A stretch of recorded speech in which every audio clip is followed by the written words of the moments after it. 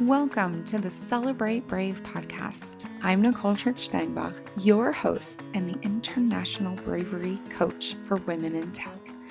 I serve women all over the world to earn more money, create more opportunities, and thrive in the tech industry because tech needs all of us. Are you ready? Let's go. Hey, and welcome to this episode of the Celebrate Brave podcast. I'm really grateful that you are spending your time here with me and my incredible guest, Vonda Page.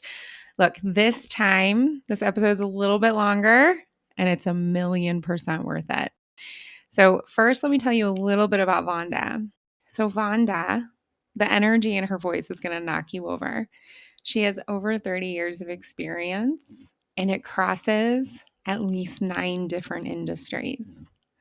She is so passionate. She is deep inside of technology.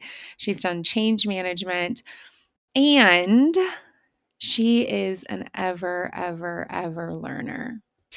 You know, one of the things about this episode is how Vonda and I connect in a deep and very real way. We talk about the lies that we've been told, the lies we believed. You know, we share a number of people in common that have really inspired us. And as I was listening to this again, it became very clear to me that those people inspired us because they didn't stay with the lies. You know, you'll hear Vonda give me some language that, quite frankly, I've needed my entire life. This is such a rich conversation. And as you're listening, pay attention. What are the stories that you've been told? And then, what story are you going to tell yourself? Because that story, the one you choose for yourself, that's the brave story that we need in this world. Let's go. Welcome to this conversation. I am super jazzed before I even know the content, but I know the woman. Vonda, I am so excited. You have a bajillion brave stories, so I can't wait to hear the one that you're bringing to us today.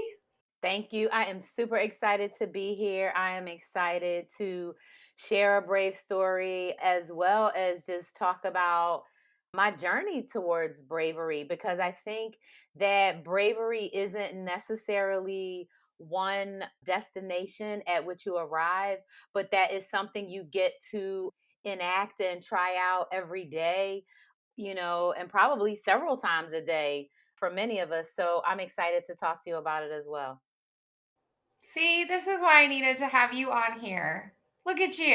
You're already like, it's not a destination, it's a journey. I'm like, yes, yes. So you and I actually met through Anita B, right? Yes, we Is that did. true? We did. And what is so funny is when I think about the foundation of meeting at Anita B and through Grace Hopper and all of that, it really, Nicole, boils down to the foundation of one of the core pieces to what makes me who I am. And I consider myself a learner.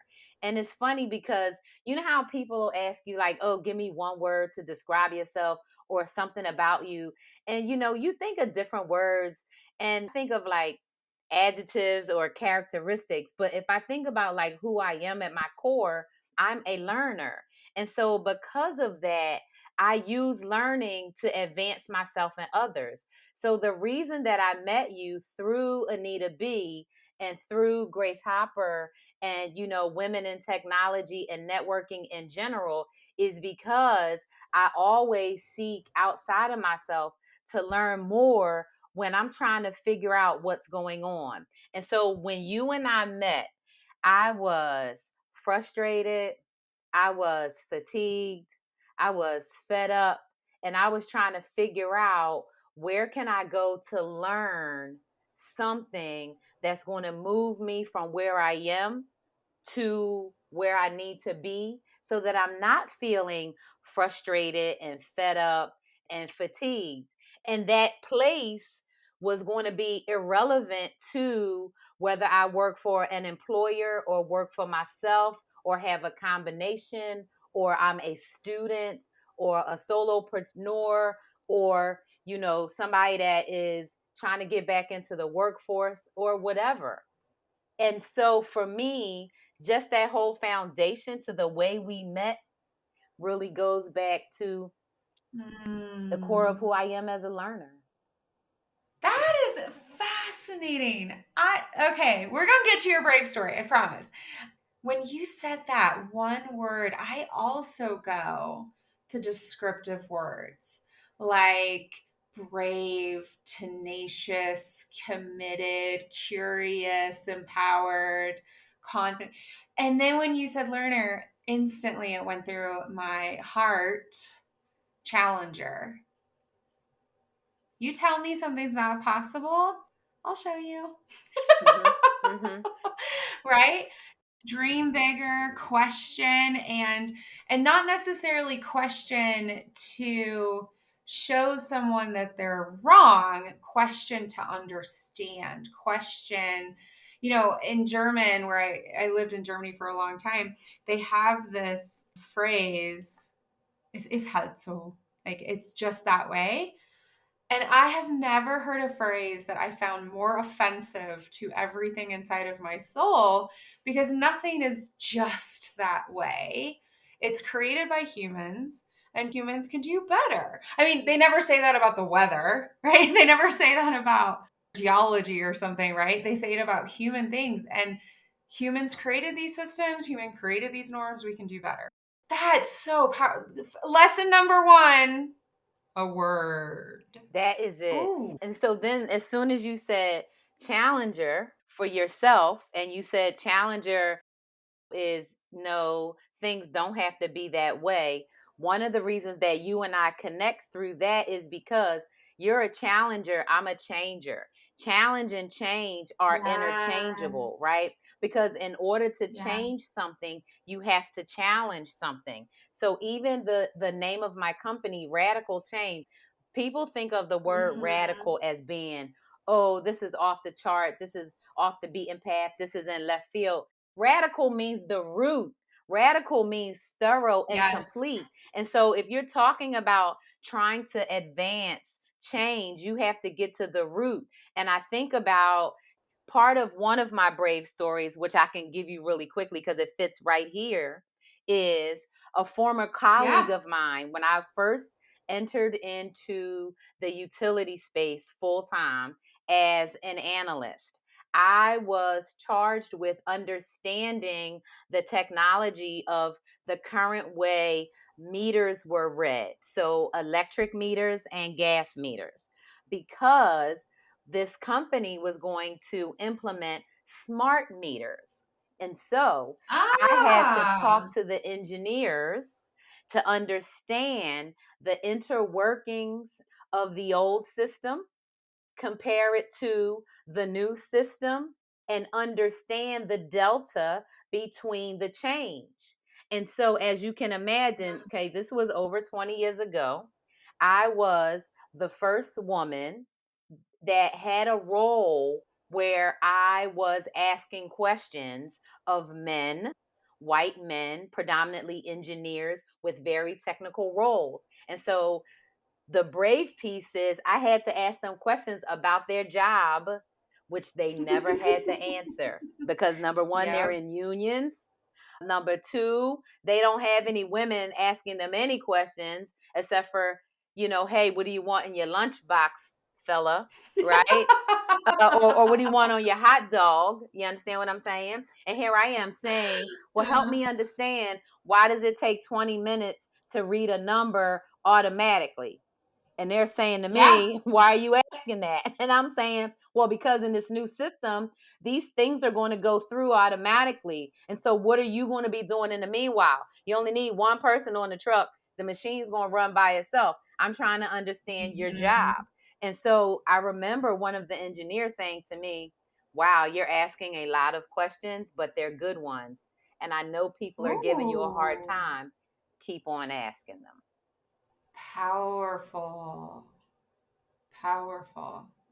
Wow. Yeah, getting the external validation for what you know internally can be very powerful as long as you know internally. And when it's hard, when that environment doesn't really want you there. So you have to be brave and step into what you already know that you're bringing to the table. And that's hard for women, especially when we're the first and the Yeah. only. Yeah. Yeah, and that is so if it's all right, I would bring race into our conversation. So it's true when you're a white woman, and we also know that around the world, white women are closer to positions of power just based on our race. It doesn't mean we have power, and a lot of us get real confused. And I know from my lived experience, which you can talk as a Black woman, you can talk about this significantly deeper, but I have seen far more qualified Black women get overlooked. And I would be asked a question that was outside of my expertise or given an opportunity. I mean, one of the big career opportunities in my life, I look back and I'm like, wait a second, I was not the best candidate. So I may have been the first woman in that role, but I was also the quote unquote safe one because I was white. I had been born in a Christian society. English was my first language.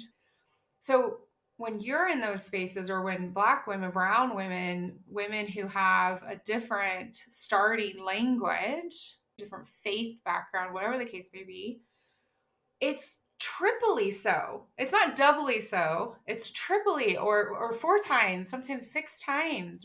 This is what the studies show us. And the level of bravery is insane. It is. And what happens is, the reason that you get frustrated through fighting and fatigued and you get, infuriated and all of those things happen is because at any point in time, you are balancing and weighing your own professional and economic and personal survival at work.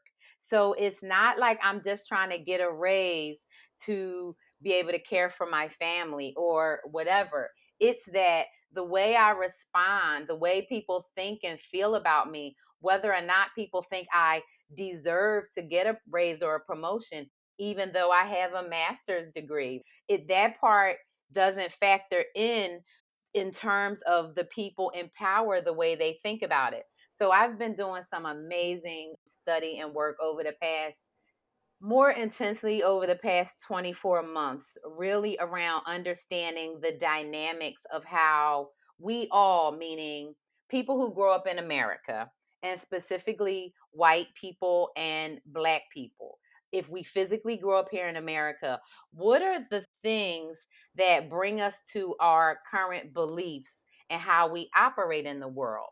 And one of the Oh, things that I've been learning is that there is a difference in the way that Black people who have enslaved Africans as their ancestry in this country grow up with their thoughts around power and money and image that are vastly different than the way white people grow up in this country with that thought process.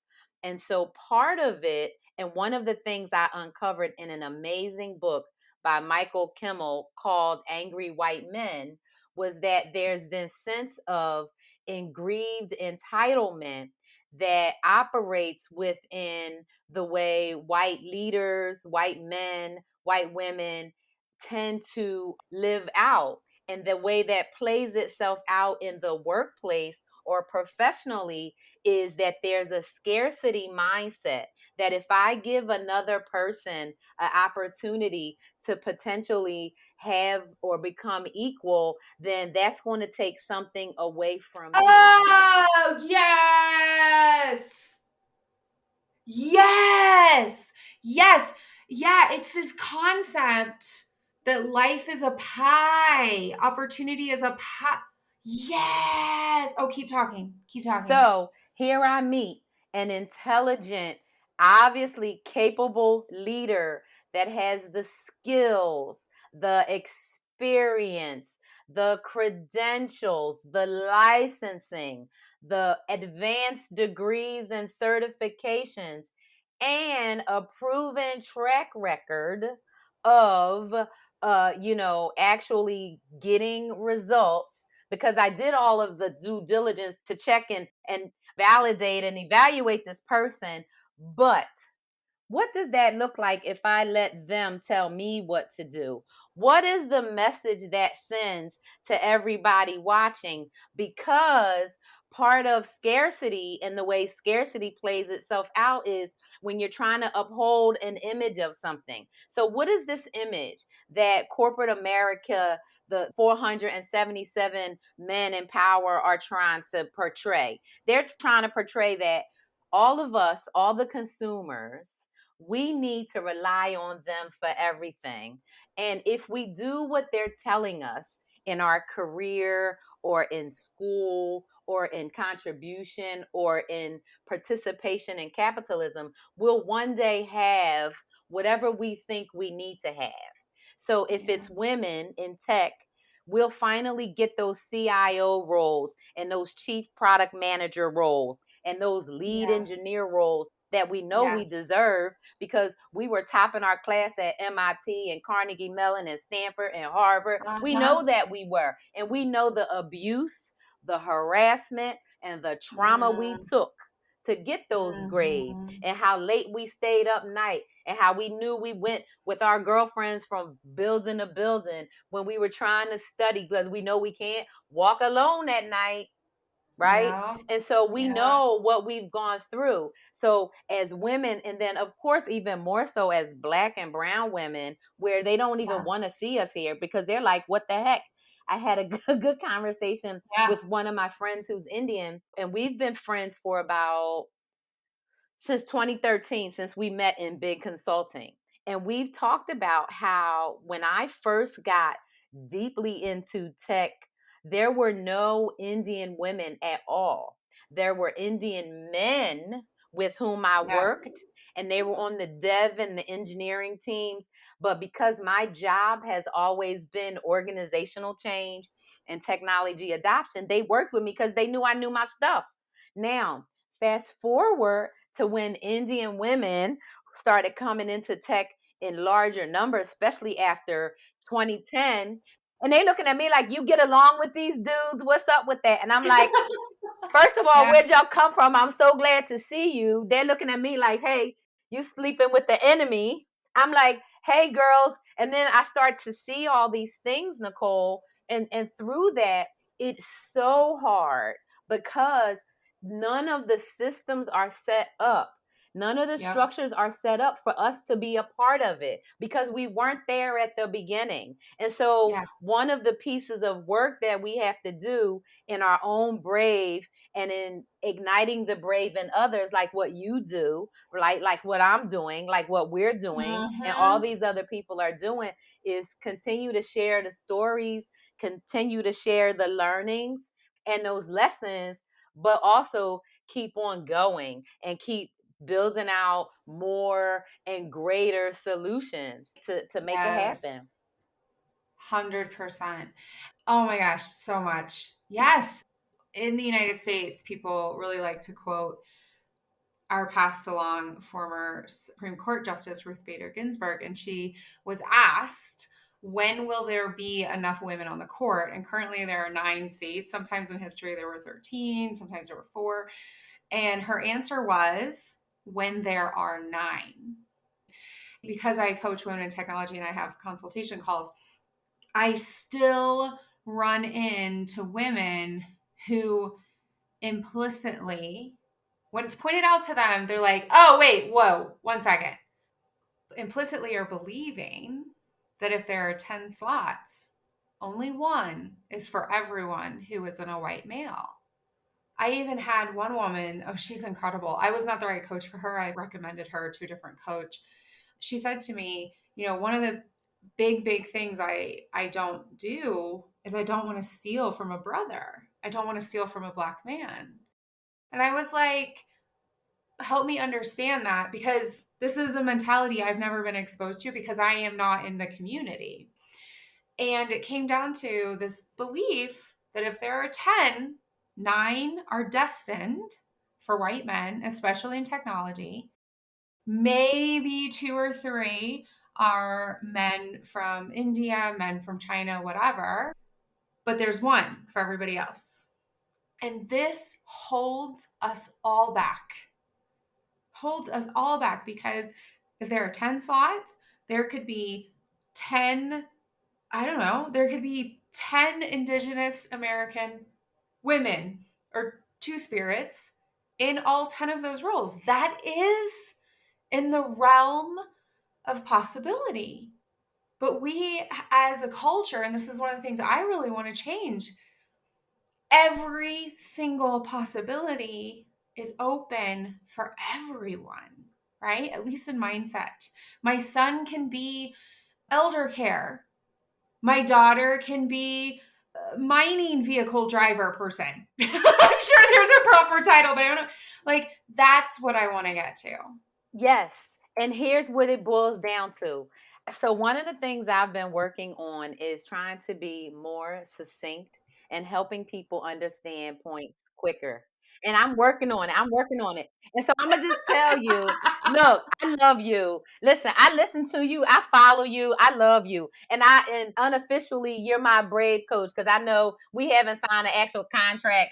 I haven't retained you, but you are. And when I talk about you, I refer to you in that way. Oh, But what thank it you. boils down to is the story that it's all around story. So if you think about, and I talked about this when I did the Heartland Developers Conference, because I was talking to a bunch of techies and developers. So, if you think about technology and you think about the burgeoning technology of any new thing, there was always some story at play, right? So somebody got in their mind something that they wanted to do, and there's a story related to that. And I believe that there's a story related to everything, and that the learning piece, and when I tell you how, I'm a learner at heart, I believe that that's all related to story. And I believe that the story, there's two sides to every story. There is the story that you are told by Yeah. whomever, whatever entity, whoever, whether it's the propaganda of capitalism, whether it's politicians, whether it's your parents, whether it's the spiritual community in which you grew up, whether it's your school, whether it is anything. There is a story that you are told. And then there's the story you tell yourself. Ooh. The story you're told and the story you tell yourself. Now, I have told myself that number Yes. one, yes, I'm black, but that's okay. Yes, I'm It's a woman. It's beautiful. beautiful. Yes, I'm a woman, Beautiful. and that's okay. Yes, I'm short. Beautiful. Yes, I wear glasses. Yes, whatever, right? And it's good. Yeah. And at the same time, I know the story that I've been fed, and I know the story they want me to Mm. believe. So, as a black woman, the way I navigate the world is I navigate between understanding the story that the world wants me to fit into and what Yeah. they believe, and the story that I know is true. So, I may Yes. communicate or operate in a way that keeps me safe. So, for an example, I live in a community in Oregon, which everyone probably knows. The whole state of Oregon has 1% of black people, and all those people live in Portland for the most part, okay? In Beaverton. That's where I live. So if I was riding down the street in my car, 52-year-old black woman, and a police officer decided to stop me, do you think I would argue with the man or yell at him or treat him in some kind of disrespectful or rude way? Of course No. not, because No. I value my life and my safety and everything. Yeah. So even though I know the story that he Yeah. has probably believes about me and people who look like me, I know my real story. But I'm going to balance his story with mine. And I'm going to say, yes, sir, no, sir. Oh my goodness, I am so sorry for whatever it is. everything you think I Yeah. did. I don't have weapons on the car. Here's my driver's license. I'm 52. Here's my, like, I literally would be, because I know what to do, right? And so I think that when you think about people who believe the story that there's only one spot, they believe the scarcity story. Yeah. They've Yeah. chosen to believe that when the story should be, I am capable of this and that and the other. Mm. So I Mm. knew way back when somebody told me what job I couldn't be. Back in 2000, I sat in a room, Nicole, with a CIO, some VPs of architecture, infrastructure, data and security, and maybe resources. I sat in this room, right? And there's Mhm. me and one of the bravest women that I admire in my life. Her name was Joyce Z. Bloward. Shout out to Joyce. I'm going to reach out to her. I know she's probably retired now, not on LinkedIn, but I need to find her on Facebook or something, because Joyce Mhm. inspired me with her brave as we, worked on a lot of projects together. When I sat in rooms with CIOs, and I knew I could do that job. I knew that 20 years Yeah. ago. But I also had to combat the story that was told about me and other women. That story of scarcity that comes at the hands of leadership, which we know are predominantly white and male, few Indian and other Asian continent and Middle Eastern area in the Fortune 500. But for the most part, we know what it is. And so we have to use our own story and let our own stories overrule the stories we've been told. And we have to actually live into those stories. And the way I think about it is, when we do step into those stories, Nicole, what we step into are the solutions that are Yeah. going to help drive change, right? So I think about you talking about being a challenger. So that is your story. And then the solutions that you're bringing are going to drive that change. So by you bringing the concept of bravery to women in tech and saying, just like RGB said, if it's 9 seats, why can't we get 9? So Yes. my favorite RGB quote that I gotta give, because I love her. That's one of my, like, I'm thinking about getting a little tattoo of her because I love her, or at least the initials. Aw. Is she said when she went to the Supreme Court, and she said, "Hey, listen," and I'm paraphrasing, in my style, Yeah, of right? course, of But course, of but when course. she went to the Supreme Court and she said, "Listen here, women are not asking that you give us anything. We just saying, can you take your foot off our neck?" Foot off our neck. Yes. Take your foot off our necks. Because guess what happens? When the foot comes off the neck, we get all 9 spots. Because how hard have Yeah. we been worked? We seen them mess up ever since they rolled over here in 1492. They've been jacking up America. Okay?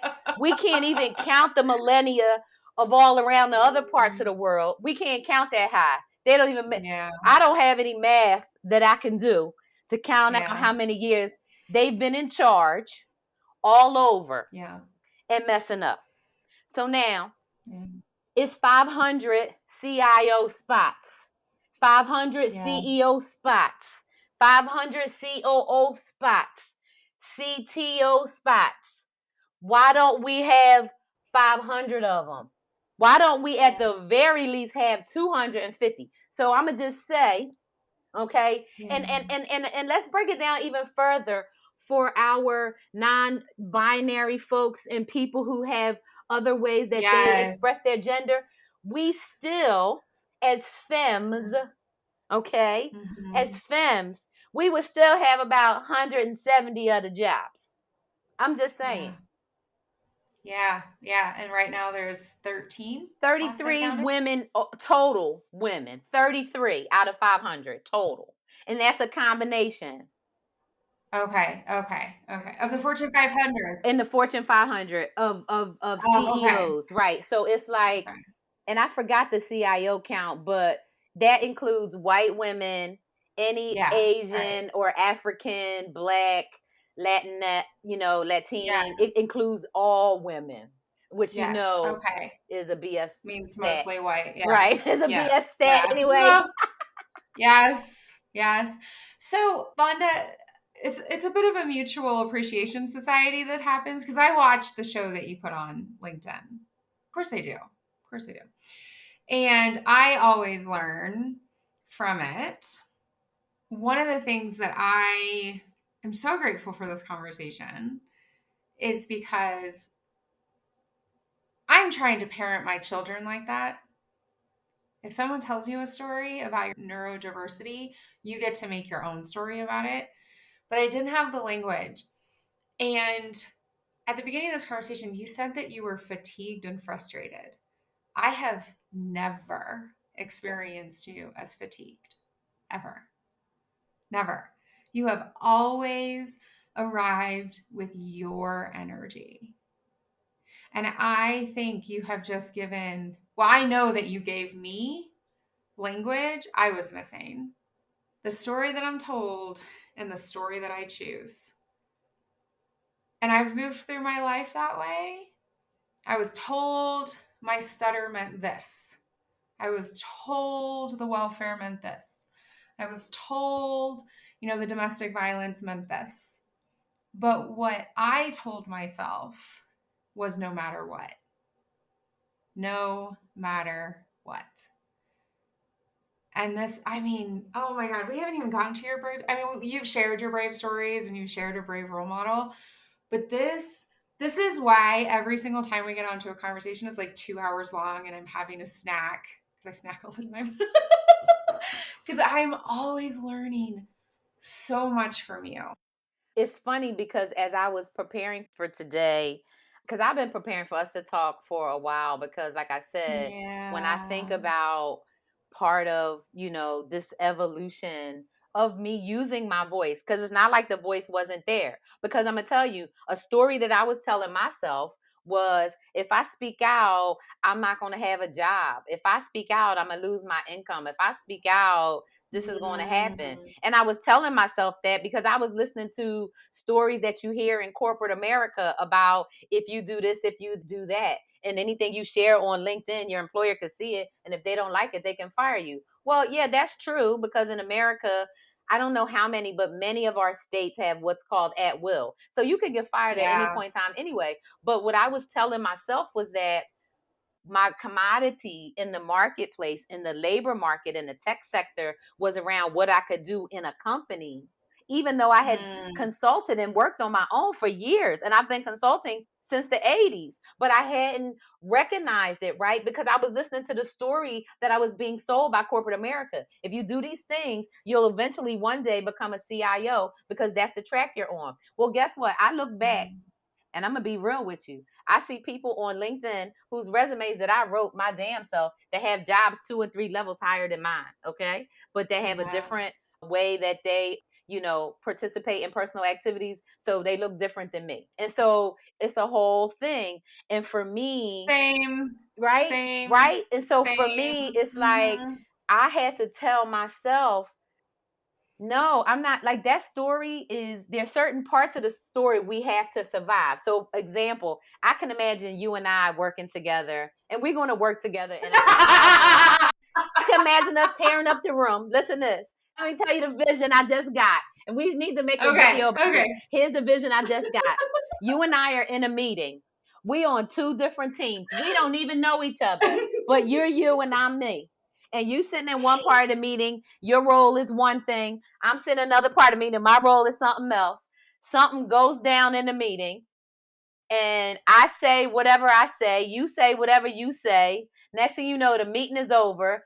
Me and you see each other coming outside with our file boxes, going to the car because we done got fired because we have said, "Oh hell no, it doesn't work like that," right? Because there's something inside of who we are and who we've developed, and the story that we've told ourselves about our value, our worth, Yeah. and how things really should be. And Yeah. because me and you will be the only two in the meeting, we know that things ain't right. Because if we were in a meeting with 3 Vondas and 6 Nicoles Yeah. and 2 Reshmis and a Tamika and Yeah. a Yeah. Ravia. Oh, then Yeah. we gonna have what kind of thing we gonna have going on then? We not even gonna have no arguments. We're gonna be brainstorming. We're gonna have whiteboards all over with art. We're gonna have music. Nobody's wearing a bride. We just have like we're gonna be creating and changing the world, right? Isn't that what the picture would look like? What would the female Wakanda look like, Oh, Nicole? What would the all this woman is Wakanda look like? oh my God. Can you imagine? Yes, I can I mean, imagine. I can imagine. Yeah, I really can. You And saw Black Panther, for you can me, picture the all oh, woman Wakanda easily. oh my gosh. The wig moment was by far the most beautiful thing in the entire movie. Right. Everyone's like, oh, Michael Jordan, he looked so amazing. I'm like, did you see the wig fight? What I love about that is that for me, and it's not perfect, right? And it's Right. not extended, but for me, going to Grace Hopper celebration is a glimpse into a female owned, operated, organized, managed, implemented, experienced, serviced, whatever, supported Wakanda. It is. Because I mean, the last time we were all together, there were 22,000 of us. Yeah. And the conversations that we had were so much more often life affirming and life giving. I have to say, I made a different podcast episode about this earlier in this Yes. season, which was about like, we have to stop normalizing for each other, to use your language, the external story about, oh, it's normal to be underpaid, it's normal. And that is true. And at the same time, when we come together with our strongest male allies and we're there as female identifying and strong allies, it is a glimpse, a view into what technology could actually be if we truly had systems and infrastructure and stories that was not just inclusive of us all, but lifted us all. Absolutely. And so I came up with just the way I think about it is things are common, not normal. Oh, girl, that is all over the podcast. Yeah, Common, okay, not exact. normal. Yes, It's it's common. It's common. common Is for people. common is not Right. It's normal. common for women Yes. to be underpaid. It's not normal. It's common for Black women to get 63 cents for every dollar that a non-Hispanic white male makes, but it's not normal. Mm-hmm. It's common for people to Yeah. have 3 and 4 interviews to get a job, but it's not normal because I do not know Not one single normal. white male friend of mine that I have had over the past 20 years have ever had more than 2 interviews. Never, never, never. They might meet with a recruiter type person that's more like a screener, and they meet with the hiring manager. The hiring manager hires Yep. them. Period. End of story. Yep. If it's a 3-panel or 5-panel person interview, it's still the one interview. I can tell you for every job I have ever had in the last 20 years since the internet and we started, submitting resumes through Monster and those old sites, I always had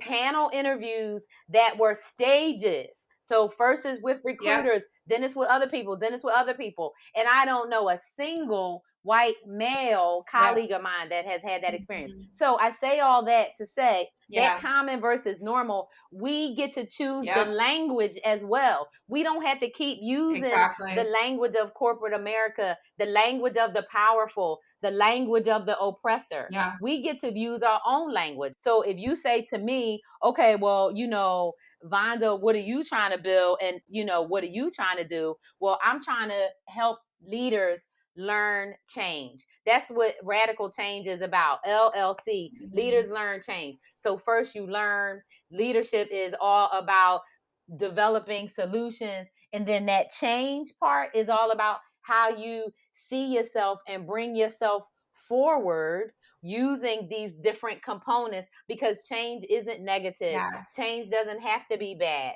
And radicalness is Yes. just getting at the root of stuff. And so to me, it's like, it's urgent, but it's simple. But it does take an element of bravery. But we got all these resources out there to get that. Yes, we do. We do. Oh my God, this conversation has been amazing. So, we have had so much insight from you. We know how to contact you. We've got you on LinkedIn. We've got you in Radical Change. You got to catch her show. Definitely catch her show. You need to register for it. You can leave comments on her show after it's finished that she respond like you're good. But I know that you mentioned Joyce, but I cannot. You are so inspirational.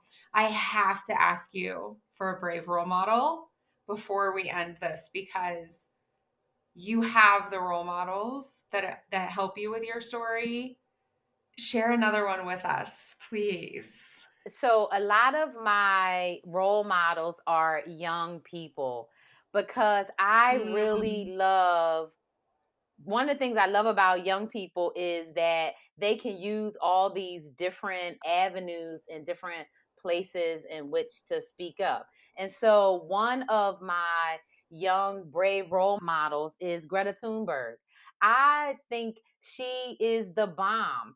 And also, Malala Yousafzai. Like I think about people who are mm, talking bold language, but they have identified the root of what we need to change. So those are two people, that like come to mind immediately. But then I do think about inspirational people mm. who have written stories about their experience. So I think about James Baldwin, or I think Ooh, about Zora Neale Hurston, or I think about Sojourner Truth, right? Who was one of the pioneers of feminist thought, who tried to convince white women that, hey, yeah, we need to work together because our liberation is tied up in each other. But that yes, concept wasn't being understood. And now, though, even you take this conversation you and I are having now, it's going to be advancing that work that was happening back then. So yeah, when I think about inspiration, whether I'm thinking about women's rights around the world,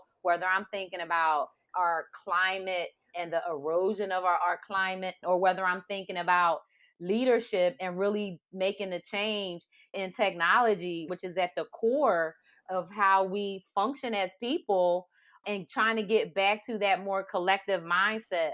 All of those things are just super yeah, important. yeah. Oh gosh, that is those five names are incredible. I just have to share with you that James Baldwin is one of my role models, one of my brave role models. Whenever a new piece out of the archives comes, because the BBC had him many, many, many times, and in conjunction, there's the ZDF, which is a channel that is shared by the French and the Germans, and things are provided in French and in German and in English. And every single time a new clip comes out, I have to watch it obsessively for the content, yes. More importantly, the knowledge that every time he spoke so clearly, sometimes eloquently, sometimes stumbling all over himself, he was, of course, challenging the systems. But the difference between when I challenge a system, when he was challenging, that literally put his life at risk. He could not walk in and out of, right? This is like in the 60s. He could not walk in and out of the studio recording alone. They would literally send groups of security people to his secret location and essentially smuggle him in because his ability to see the root, the radicalness, and to speak it, whether or not his voice was shaking, whether or not it was clear, whether or not the vocabulary was nailed at that time, that is an inspiration to me every single time. Every single time. And so, yes, Greta, Malala, Zora, and Sojourner, yes, definitely learn about them, especially the autobiographies or the long forms. And if for everyone on this, if you want a role model for utilizing your voice and your lived experience, you can literally watch any of the conversations with James. I mean, Mr. Baldwin is just, and it's just such an inspiration for me. Yeah. So thank you for bringing him onto my podcast. That was Yes, totally yes. unexpected I that he mean, would come here, because when but you asked the question, I was like, because if I think about it, and I was listening to, it's totally on a side note, but I was listening to music today, and I'm working on a big playlist for my new team. So I want to make sure everybody Mhm. kind of gets me and understands me, right? So we're building this big team, and Yeah. so one of the songs on there, I can't think of the exact name of it right now, but it's by Nas. Oh, it's called One Mic. Duh. And he says the essence of the song is all I need is one mic. I don't need $1,000,000. Yeah. I just need one mic because I need people to get my message. I need people to hear what I'm saying. And if people can understand that they have their power, Nicole, to tell their own story, and out of it, they can change whatever they want, but you just have to take hold of it and be like, okay, boom, this is what it is. And it's a process. And I'm super happy and excited that I get to talk to you about it. That, part of my business is helping people learn about it and understand about it because it can happen. And so, yeah, this was an amazing conversation. Oh, thank you. Okay, so dear listeners, the first time I spoke to Vonda, I did not yet have a podcast, I don't think. And I said, "Oh my God, you need to tell your story." And then we spoke again. And I was like, "I would love for you to come on my podcast." And at the time she said, "There's so much transition happening. I want to, but I want to come later." And so when she said, "I'm ready," I was like, "Green light." And I knew this would be good. And it's still, as usual, deeply touched my heart, changed me because you are a changer. And I am so grateful for the wisdom. Thank you. Thank you. It was Mm. my pleasure. Yeah, I'm just excited to change and continue to grow and Yes, learn. exactly. All right. Thank you so much for spending your time with us. And until the next time, brave it up. Bye. Thank you for listening to this episode of the Celebrate Brave podcast. If you're ready to build your brave, to live a life you love, and create a career that matters to you, reach out. Together, we can spend time one-on-one to explore how I can help you. And until then, share this episode with people in your life, people who can join our movement to redefine brave, how we identify it, experience it, and celebrate it.